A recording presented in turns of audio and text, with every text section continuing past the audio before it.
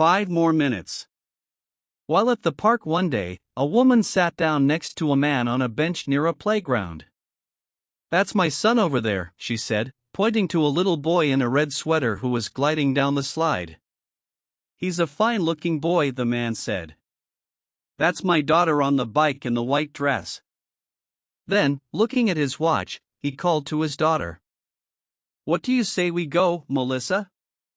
Melissa pleaded, "Just 5 more minutes, Dad. Please? Just 5 more minutes." The man nodded and Melissa continued to ride her bike to her heart's content. Minutes passed and the father stood and called again to his daughter. "Time to go now?" Again Melissa pleaded, 5 more minutes, Dad.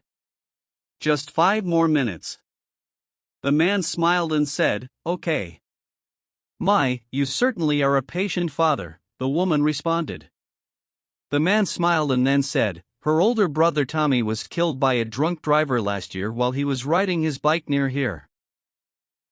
I never spent much time with Tommy and now I give anything for just 5 more minutes with him." I vowed not to make the same mistake with Melissa. She thinks she has 5 more minutes to ride her bike. The truth is, I get 5 more minutes to watch her play. Moral: life is all about making priorities, and family is one and only priority on top of all other, so spend all time you can with loved ones.